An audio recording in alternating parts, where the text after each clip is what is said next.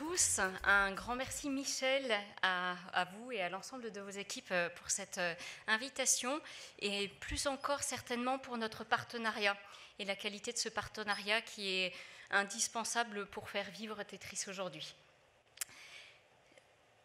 On a parlé depuis ce matin de cybersécurité comme l'un des principaux enjeux en termes numériques et puis pour des enjeux économiques, des enjeux sociétaux, des enjeux politiques.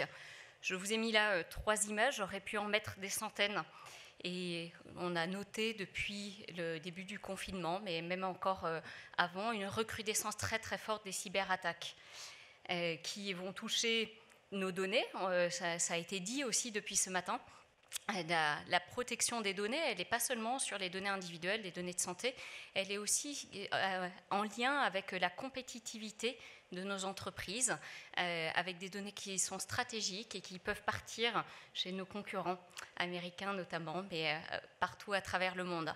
Donc ce cyberespionnage, c'est aller chercher des données, c'est les partager. Quand on parle de ransomware, aujourd'hui c'est les principales attaques en termes de cyber touchent cette notion de cyberespionnage avec 2 niveaux dans les ransomware, puisque d'abord on va bloquer l'ensemble des serveurs et puis on va leur demander pour récupérer l'ensemble des données une première mise et beaucoup d'argent qui est derrière ça. Et puis un deuxième niveau, c'est les attaquants qui vont dire très bien, ok, je vous rends les données, mais en plus de ça, je vous demande une deuxième enveloppe parce que sinon je vais partager les données. La presse, je pense, parle pour nous. Encore hier, vous avez vu les données de santé de la PHP qui sont parties un peu partout. Voilà, c'est un sujet qui est critique aujourd'hui. Et puis, il y a le cyberespionnage, mais il y a aussi le cybersabotage. Dans le cybersabotage, vous avez des moments donnés où les entreprises sont complètement bloquées, vont arrêter des outils de production dans des usines. Ça a été le cas pour certains grands groupes français et des groupes de taille plus moyenne. Vous imaginez les millions que représente par jour un arrêt de production. Et puis dans une autre dimension, vous imaginez ce que donnerait une attaque informatique dans un hôpital qui se traduirait par des pertes humaines importantes. On a la chance pour le moment dans les hôpitaux d'être limité à des dégâts informatiques. Il n'est pas dit que demain, il n'y ait pas aussi des dégâts humains. Voilà, ça se passe partout, c'est sur tous les territoires, c'est dans tous les secteurs d'activité. Et chez Tetris, en fait, on a fait plusieurs constats, mais il y a 10 ans déjà. Alors peut-être qu'on n'avait pas imaginé qu'il y aurait le Covid, bien entendu. On n'avait pas imaginé à quel point la cloudification, la montée vers le cloud serait rapide. On n'avait peut-être pas imaginé que la 5G serait là d'ores et déjà présente maintenant. Par contre, on avait déjà un certain nombre de constats qui nous ont amenés à construire des systèmes de cybersécurisation, de cyberdéfense, des systèmes d'information avec une vision très holistique, très plateforme, très d'hyper-automatisation, avec beaucoup d'intelligence artificielle et avec besoin de protéger les données dans un cloud qui est un petit peu spécifique et qui est aujourd'hui celui d'OVH Cloud. L'explosion des menaces, j'en ai parlé, c'est une recrudescence qui est extrêmement forte, tous les chiffres le montrent, et plus encore depuis le début du confinement. Mais c'est aussi une sophistication des menaces. On parle de ransomware, il y a beaucoup d'autres types d'attaques, bien sûr les virus, le cheval de Troie, le man in the middle, je pourrais vous en faire une liste très longue. Ce qu'il faut comprendre dans cette notion de cybersécurité, c'est que cette sophistication des attaques, elle fait que la surface d'attaque, elle est de plus en plus importante. On a eu l'occasion de calculer la vitesse de propagation d'une attaque lors d'une attaque qu'a subi un de nos clients. Il se trouve que c'était en Asie, c'est une personne qui travaillait à la DSI et qui a branché un serveur qui n'était pas protégé par nos systèmes. 8 minutes après, un ransomware est tombé sur ce serveur. On a pu calculer que la vitesse de propagation était de l'ordre de 500 postes par minute. 500 postes ou serveurs. Vous imaginez ce que ça peut représenter à l'échelle d'une organisation, à l'échelle d'une institution, où si on ne bloque pas très rapidement ce type d'attaque. Il y a des attaques de plus en plus latérales, de plus en plus furtives, de plus en plus sophistiquées. On n'est pas encore dans une guerre entre intelligences artificielles. On estime que ça pourra arriver d'ici 3 à 5 ans. de dire que les systèmes informatiques autogénéreraient de nouvelles attaques. Ce n'est pas encore le cas, mais par contre, il faut vraiment qu'on ait toujours un temps d'avance par rapport à ces notions et par rapport aux attaquants.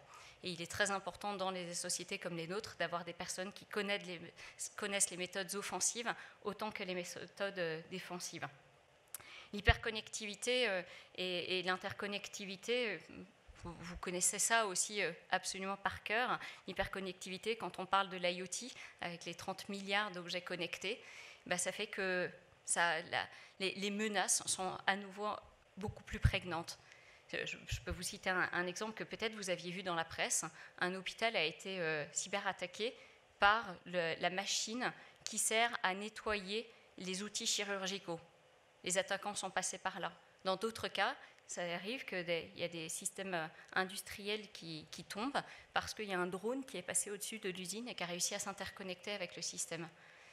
Donc, cette hyperconnectivité, en fait, elle renforce les menaces de cyber. Et puis interconnectivité, parce qu'une fois que tout est comme ça interrelié, la menace est encore plus prégnante. L'évolution des usages IT, on a parlé de la 5G, on a parlé du cloud, on peut parler du télétravail, de tout le BIOD.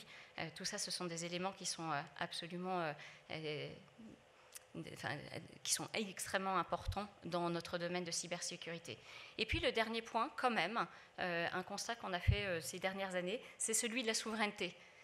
On en a parlé, j'aime beaucoup ce qui a été dit depuis ce matin, avec des positions qui sont fortes et avec des convictions.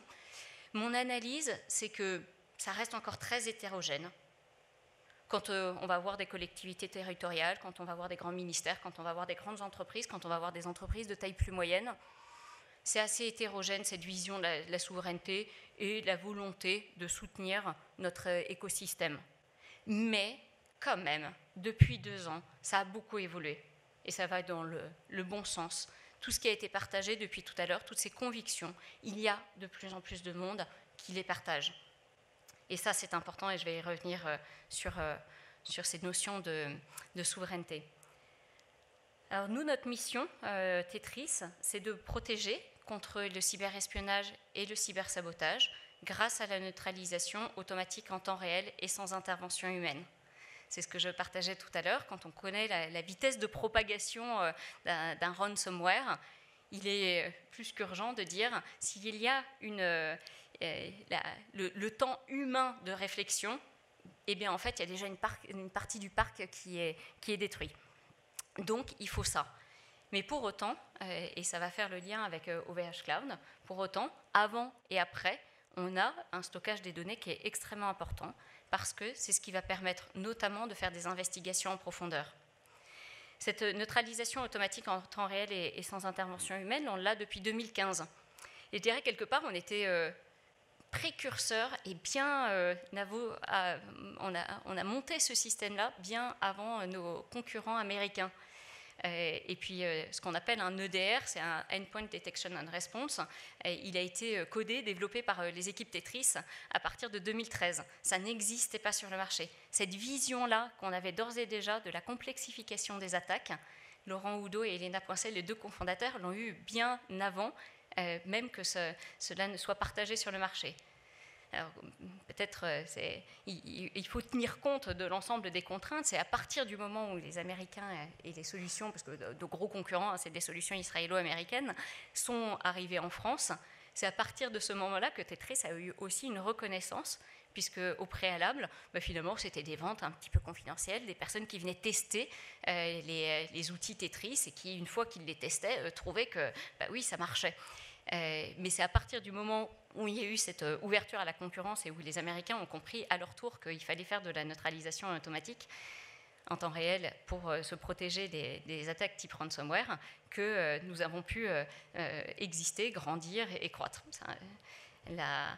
Voilà. Et puis j'insiste sur ce fait-là que tout ce qui est autour de la protection des données et puis dans ce système de cybersécurité, en fait l'important c'est de se dire au moment où le ransomware arrive, il y a le processus informatique est tué en temps réel. Mais par contre, il est très important de faire de l'investigation ensuite pour savoir qu'est-ce qui s'est passé, quelles sont les failles dans le système informatique, quelles sont les éventuelles vulnérabilités, comment est-ce qu'on peut partager à la communauté française, européenne et même internationale ces types de vulnérabilités pour grandir tous ensemble dans cette cybersécurisation. Et pour ça, eh bien, là, tout le stockage des données, je dirais, est absolument indispensable. Alors, on a un partenariat qui est extrêmement fort avec OVH Cloud depuis le démarrage. C'est lui qui accueille et qui stocke l'ensemble de nos données. Encore une fois, je vous l'ai dit, c'est assez hétérogène l'appréhension de cette notion-là chez nos clients. Mais pour autant, je suis Chief Development Officer, j'ai en charge toute la partie commerciale notamment. Pour autant, de manière systématique, on positionne cet argument-là comme un argument de vente. Donc, il y a une dimension qui est purement commerciale, qui est purement business, de dire aujourd'hui, vous choisissez Tetris, vous choisissez à travers ça une protection des données avec un stockage des données qui n'est que chez OVH Cloud. C'est une dimension qui est importante. Et puis, on va aller même encore plus loin demain dans ces dispositifs-là. Il y a beaucoup de techniques de cybersécurisation. Bien sûr, il faut faire du security et de l'éthique by design. Avec le Selknum Cloud, on a beaucoup de demandes autour de ces sujets-là pour dire, puisque notre plateforme est par définition dans le cloud, toutes les entités qui souhaitaient avoir des systèmes qui étaient complètement on-premise parce que très sécurisants, d'être dans un milieu complètement fermé, aujourd'hui on résout ce problème-là puisqu'on aura un lien direct entre notre plateforme et puis ce Selknum Cloud chez OVH Cloud, et que du coup les données ne transitent plus du tout par Internet. Donc il y a une vraie énorme différence à aller vers à adresser ces sujets-là. C'est plus vrai encore dans certaines administrations ou pour le secteur de la défense ou pour toutes les OIV, mais c'est une vraie évolution. Alors peut-être quand même pour vous dire en quelques mots qui nous sommes et ce que nous faisons, ce que vous voyez là, c'est que nous protégeons à la fois les systèmes, les réseaux et le cloud avec un certain nombre de capteurs ou d'outils de cybersécurité. C'est ce que vous voyez sur la deuxième ligne avec l'EDR, le PPMTD, tous ces acronymes qui montrent que nous avons aujourd'hui la seule XDR plateforme en termes de cybersécurité native au monde, à la fois native et ouverte. Native parce que tous les éléments de cybersécurité que vous voyez là apparaître, ce sont nos ingénieurs qui les ont codés complètement, en fait, de l'EDR jusqu'au ZTR. C'est nos ingénieurs qui sont en France qui ont développé l'ensemble et qui couvrent cette protection à la fois du cloud, des systèmes et des réseaux. Et puis au-dessus, en fait, on a une XDR plateforme. Ce qu'on appelle notre plateforme, c'est là où on a ce qu'on appelle la CTI, qui est la Cyber Threat Intelligence. On a tout un système de SOAR qui permet l'orchestration entre les différents modules de cybersécurité pour renforcer les capacités de détection et de remédiation. C'est ce qui nous permet d'avoir de la remédiation automatique et sans intervention humaine, de l'analyse comportementale et de l'intelligence artificielle. On a entendu parler depuis le début d'après-midi également beaucoup d'intelligence artificielle. De notre côté, c'est indispensable. Je vous l'ai dit, ce n'est pas encore une guerre entre intelligence artificielle, ça pourrait venir, mais par contre, il faut qu'on ait un temps d'avance par rapport à ça. Et donc, notre intelligence artificielle, elle est aussi bien au niveau des agents, des capteurs, qu'au niveau de la plateforme, qu'au niveau du cloud. Et puis, dans cette dynamique de poursuivre, d'augmenter ou de renforcer encore nos capacités en termes de cybersécurité, au niveau de la XDR plateforme, on est en train de s'ouvrir à des produits tiers et qui nous permettent d'accélérer la remédiation et de ne plus être que dans de la détection. Voilà, et puis par-dessus ça, bien sûr, l'humain reste très important. Il nous faut une technologie qui est très disruptive, qui est très innovante, qui va plus vite que les attaquants. Et puis, il y a cette notion d'humain, de service, qui sont apportés par-dessus nos technologies. Alors, si je reprends ces notions de souveraineté, je redirais trois choses. Il y a la souveraineté d'un point de vue business, et c'est un argument. dont je me sers de plus en plus, parce qu'il y a de plus en plus d'accroches. Donc, que ce soit encore vu par certains comme un buzzword, peut-être, mais de moins en moins. Parce que peut-être qu'il y a une prise de conscience de plus en plus de notre rôle en France, en Europe, pour créer des écosystèmes et pour pouvoir nous permettre de vivre par rapport aux géants qui nous encadrent. C'est une question de technique. Pour nous, la souveraineté, je vous l'ai dit en partie, et c'est très lié dans notre partenariat avec OVH Cloud. Il y a un ensemble de techniques. Alors on va éviter d'avoir des backdoors, c'est des portes dérobées qui permettent, in fine, quand on crée des nouveaux systèmes de sécurisation, de laisser quelques portes ouvertes et puis d'avoir des attaquants qui rentrent. C'est vrai pour tout ce qui a été dit tout à l'heure d'OVH Cloud avec les sujets de PRA, de haute disponibilité, à nouveau de SecNuCloud, avec des points qui sont extrêmement techniques sur ces sujets-là. Et puis, la troisième dimension, qui a été évoquée aussi depuis ce matin, c'est de dire que nous avons besoin, en Europe, d'avoir des géants. OVH Cloud en est déjà un en partie. Il faut encore grandir, mais vous êtes en bonne voie. Et puis, il faut des géants aussi en termes de cybersécurité, en termes, on l'a vu, de gestion de la data, d'intelligence artificielle, à tous les niveaux. Au niveau du numérique, on a besoin de géants. Et donc, cette notion de souveraineté-là, c'est une reconnaissance que de vivre dans un écosystème qui nous porte, c'est ce qui nous permet de grandir. Et à nouveau, je tiens vraiment à remercier OVH Cloud pour ça, parce que dans cet écosystème et dans ce qui est en train de se créer, c'est comme ça qu'on va réussir. Et c'est comme ça qu'on va être en capacité, demain, d'avoir des géants du numérique en Europe. C'est ce qui nous permet de maintenir notre compétitivité, c'est ce qui nous permet de maintenir nos intérêts, c'est ce qui nous permet de garder la maîtrise de nos décisions. Et je suis très confiante de mon côté dans le fait qu'on va réussir, et parce qu'il y a des acteurs qui en ont le souhait, qui ont envie de se battre, qui ne sont pas dans la victimisation, c'est ce qu'on a entendu tout à l'heure. Faut pas être on n'est pas victime. Bien sûr, nos concurrents dans la cybersécurité, essentiellement israélo-américains, sont entre guillemets féroces. Ils utilisent des techniques variées, je n'en dirai pas plus, pour obtenir des marchés. Mais pour autant, ok, très bien, on en prend compte de ces contraintes et puis on y va. Voilà, donc Tetris, c'est aussi, on a recruté, d'ores et déjà, on est 180 aujourd'hui, au moment de la levée de fonds, puisque peut-être vous l'aviez vu dans la presse, on a réalisé la plus grosse levée de fonds en matière de cybersécurité en Europe et ex aequo au niveau mondial, à hauteur de 20 millions pour une série A, ce qui était très important pour une série A. Et nous étions un peu moins de 50 collaborateurs à cette époque-là. Aujourd'hui, nous sommes 180 collaborateurs. On continue de recruter massivement. Et donc, faire des géants européens, c'est également contribuer d'un point de vue économique à nos sociétés, créer de l'emploi notamment. Merci à tous. Merci à OVH Cloud, sans lequel nous ne pourrions vivre.